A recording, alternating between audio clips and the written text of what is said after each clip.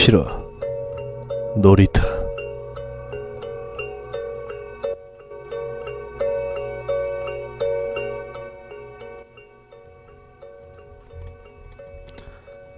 친구와 룸메이트로 같이 살게 시작한 것도 어느새 1년이 다 되어가던 어느 평온한 날이었다. 당시 내가 지내던 곳은 서울 외곽에 위치한 조용한 동네의 주공 아파트였는데 지은 지가 꽤 오래되어서 근처의 대학교 학생들이나 나처럼 자취생들이 대부분 주민이었던 것으로 기억한다. 그리고 친구와 같이 지내던 그곳은 구조가 직사각형으로 되어 있는 방 2개짜리 집이었다. 현관문을 열고 집에 들어서면 일단 왼편으로는 주방과 작은 베란다가 있었고 오른쪽으로 작디 작은 화장실과 마루 그리고 전신 거울도 있었던 걸로 기억한다. 야! 나 오늘은 좀 늦을 것 같아. 기다리지 말고 밥 챙겨 먹어. 그리고 그 일이 일어난 그날은 룸메이트가 퇴근이 늦을 것 같다는 이야기를 전하고 나간 날이었다. 서로 알게 된 지는 얼마 되지 않았지만 그래도 우리는 공통점이 많았기에 서로 많이 챙겨주었고 밥을 먹을 때도 항상 같이 먹곤 했다. 아 그래? 할 수 없지 뭐. 수고하고 조심히 다녀와. 서둘러 룸메이트를 출근시키고 나는 집 청소를 시작했다.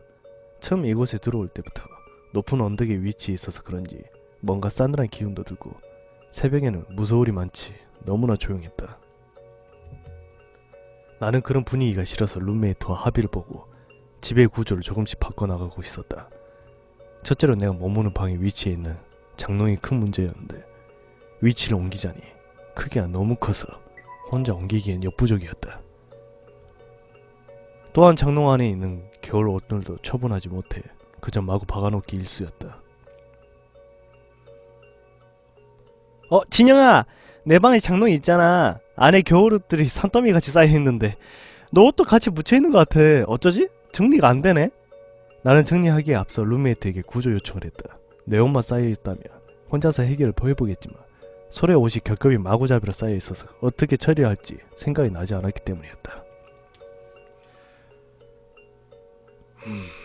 안 그래도 좀 거슬리긴 했는데 저기 미안한데 일단 네 거랑 내 거 분리해서 세탁소에 맡기는 거 어떠냐? 대신 내가 내일 치맥 쏠게. 알았어. 너 나한테 빚진 거다. 그렇게 통화를 끝내고 나는 크게 한숨을 한번 쉬고 하나하나 옷을 꺼내 정리를 하기 시작했다. 내 옷 따로, 룸메이트 옷 따로. 2시간쯤 정리했을까. 그제서야 겨우 정리를 마친 나는 다 끝냈고 혼잣말을 하며 내 옷은 파란 봉투에 담았고 룸메이트 옷은 까만 봉투에 담아 서둘러 세탁소로 해야겠다. 양손 가득 짐을 들고 1층으로 내려가는데 난 항상 무거운 것을 들 때마다 생각했다. 아무리 5층짜리 아파트라지만 그래도 엘리베이터는 설치해줘야 되는 거 아니야? 하고 말이다. 어머 총각! 마치 있었네? 잠깐 들리려는 참이었는데 잘됐다. 혼자 불만을 토로하며 내려가는 도중 아파트 관리위원장을 맡고 계시다가 아주머니를 마주쳤지만 그다지 달갑게 느껴지진 않았다. 그 아주머니께서는 한 번 입을 열었다 하며 수다쟁이라는 소문이 파다했기 때문이다. 예, 안녕하세요. 어디 가는 거야? 무슨 짐이 이렇게 많아? 아니, 겨울옷 세탁소에 좀 맡기려고요. 그런데 어쩐 일로? 그다지 용건을 묻고 싶지 않았지만 우리 집에 들려던 참이었다고 말씀하시기에 나 어쩔 수 없이 이유를 묻고 있었다. 다른 거 아니고 저 뒤에 놀이터 폐쇄 때문에 얘기 좀 듣고 싶어서. 그나마 다행인 것은 우리 집뿐만이 아니라 다른 집도 들려야 한다며 금방 이야기를 끝내주셨기에 나는 안도의 한숨을 쉬었다. 무엇보다 이 아주머니한테 걸리면 정말 하루 왼종일 수다를 들어줘야 하기 때문이다. 뭐 저희가 놀이터 이용을 안 하니까요. 상관없는데. 서둘러 대답을 드린 뒤 나는 다시 걸음을 옮겼다. 내가 사는 곳은 4층이었고 아주머니를 마주친 곳은 3층이었다. 순간 처음부터 궁금했던 사실이 있어 나는 걸음을 옮기다가 잠시 옷이 당겨지 봉투를 내려놓고 질문을 하기 시작했다. 저 아주머니 항상 궁금했던 건데요. 왜 4층을 5층이라고 기재한 거예요? F층도 아니고. 그러자 아주머니의 표정이 갑자기 일그러지기 시작했고 우리 둘 사이에는 정적이 흘렀다. 난 괜한 질문을 한 것인가 싶었고 말씀 안 해주셔도 된다며 그저 웃으며 지나치려는 그때 아주머니께서 대답을 해주었다. 뭐 어차피 알아야 할 이야기니까. 사실 저 뒤편 놀이터 있지? 그게 이 아파트 짓기 전부터 있었던 곳이었대. 언덕 위에 그냥 애들 놀라고 만든 놀이터인데 여기 이 아파트 생기면서 그 놀이터도 자연스럽게 이 아파트 안으로 들어온 거야. 그래서 아이들 보고 그냥 더 이상 여기서 놀지 마라, 오면 안 된다, 출입을 막았던 거지. 그러다가 한 두어 달쯤 지났나? 남자애랑 여자애가 밤늦게 놀이터에 들어오려고 철조망을 넘었었나봐. 근데 때마침 경비 아저씨가 순찰을 돌고 있을 때 들어왔으니 어떻게 됐겠어. 얼른 도망가려고 아둥바둥 하다가 발이 걸려서 그대로 머리부터 떨어졌다는 거야. 글쎄, 꽤 그럴싸한 이야기였다. 하지만 내가 묻고 싶은 건 어째서 4층을 지우고 5층으로 기재를 해놓은 것인지 그것이 궁금했다. 아, 그런데 그 4층을 5층으로 기재한 건 아이들이 사망한 게 연관이 있나요? 그러자 아주머니께서는 조심스럽게 내게 말을 꺼내오셨다. 내가 이런 얘기까지 해려도 되려나 모르겠네. 아이 몰라, 청각들이 물어보니까 내가 하는 소린데 그 아이 죽고 나서 이 아파트에 이상한 일이 생기기 시작했대. 하루는 저기 이동 405에 사는 처자 있지? 그 여자가 말하길 새벽 2시쯤이었던가? 누가 집 문 막 두들기는 거야. 잘 자고 있는데 누가 이 시간에 물 두드리나 싶어서 짜증을 내면서 누구냐 물었더니 웬 여자애가 그러더래. 들여보내주세요. 들여보내달라고? 그 여자도 참 무섭지. 무심하지 진짜. 열어줬으면 좀 좋아. 그러다니만 그 다음날부터는 4층에 사는 사람들이 죄다 똑같은 소리를 하더라는 거야. 여자의 목소리가 들렸대. 들여보내달라고. 나는 어느새 아주머니 말씀에 빠져 있었다. 무엇보다 내가 현재 지내고 있는 4층에 일어났던 일이라고 하니 더더욱 궁금증이 생겨났던 것 같다. 여자애가 얼른 도망가려고 발버둥을 치다가 먼저 떨어져서 머리를 다쳤는데 피 흘리고 쓰러져 있으니까 죽은 줄 알고 그냥 무작정 도망친 거지. 아주 나쁜 놈이야. 결국 여자애는 죽고 남자애는 살았는데 그날 이후로 이사 갔다고 하더라고. 여자애는 과다 출혈로 죽었다고 하고. 그때 병원만 내려갔어도 이런 일이 안 생겼을 텐데 참 안타까워 정말. 죽은 아이가 나는 불쌍하기도 했지만 한편으로는 무섭게 느껴지기도 했다. 아주머니께서는 말씀을 끝내시고 아무나한테 이야기해서는 안 된다고 당부를 하셨다. 아무렴 아파트 밖에 사는 사람이 잘못 들어와도 사망을 했다지만 그래도 이 아파트 안에서 사망을 했으니 다들 안 좋게 보기 마련이지. 하지만 그때까지 그 아파트에 살고 있던 사람들은 그 사실을 알면서도 그곳에 살았던 것으로 추정된다. 어차피 영원한 비밀은 없는 법이니까 선택은 그들의 몫이니라. 애가 죽은 자는 말이 없다지. 세탁소 나가자. 애써 그 이야기를 머릿속에 잊고자 노력을 했고 서둘러 세탁소를 향해 걸음 옮기고 있었다. 그런데 바깥에 나와보니 어느새 해가 저물어 가고 있는 것이 보였다.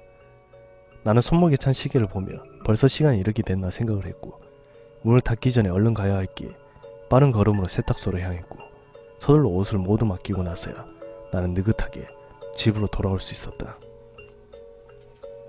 그리고 언덕을 올라 집 앞에 다다랐을 때쯤 나는 무심코 아주머니께서 말씀하신 놀이터를 바라보았는데 오래된 페인트 칠이 거의 벗겨져서 구릿빛 속살을 드러내고 있는 철봉과 홀로 휘청거리는 그네가 눈에 들어왔다. 저게 뭐라고. 나는 놀이터를 바라보며 생각했다. 저까진 놀이기구가 뭐라고 아이들의 출입을 금지시켰을까. 지금은 아무도 손대지 않는 쇳덩어리 신세인데 말이다. 잠시 동안이나마 나는 죽은 여자아이를 생각하며 짧게 인사를 건넸고 이내 집으로 돌아와 침대에 털썩 누웠다. 그리고는 곧 룸메이트에게 문자를 보냈는데 내용은 낮에 마주친 아주머니에 대한 이야기였다.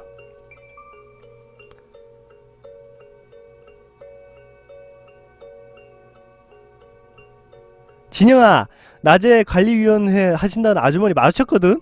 근데 진짜 소름 돋는 이야기 해줬어. 너도 들으면 진짜 깜짝 놀랄 거다. 그러자 1분도 채 안 되어 바로 답장이 왔는데 그는 아주 짧게 물어보고 있었다. 무슨 말이야? 나는 일부러 답장을 하지 않았다. 궁금증을 최대화시키기 위해 장난을 쳤는데 잠은 오래 못 잔 탓일까. 전기장판에서 올라오는 뜨뜻한 열과 포근한 이불 위에 누워있으니 나도 모르게 잠이 쏟아져 오는 것이 느껴졌고 본 눈을 감고 잠을 청했다. 하지만 평소와는 다르게 이상할이 많지 쉽게 잠이 들었고 머리맡에서 핸드폰 진동이 느껴지고 있었지만 왠지 모르게 확인하기가 귀찮았다. 그렇게 얼마나 잠을 잤을까. 문득 인기척이 들려서 잠에서 깬 나는 몸을 돌려 마루 쪽을 바라보았고 진영이가 돌아온 건가 싶어 눈을 감은 채 잠을 깨려고 하고 있는데 나를 부르는 듯한 소리가 들려오기 시작했다. 크지도 않고 작지도 않았지만 귓가에 속삭이던 그 소리는 미묘하게 들려왔고 나는 룸메이트가 나를 부르는구나 싶어 대답을 했다. 진영아! 언제 왔어? 그리고는 온몸을 쭉 뻗어 기지개를 켜고 몸을 일으켜 잠시 앉아 핸드폰을 확인하는데 문자가 3통에 전화가 2통이 와 있는 것을 확인했다. 누가 전화를 한 건가 싶어 하나하나 확인을 했는데 발신자는 룸메이트인 진영이었다. 잘못 본 거 아니야? 자니? 전화 안 받네. 나는 궁금증에 차 있을 듯한 그를 생각했는데 너무나 차분한 그의 모습에 실망한 나머지 내 방에서 나와 그 방에 걸어가며 물었다. 놀래주려고? 하지만 그의 방에는 아무도 없었다.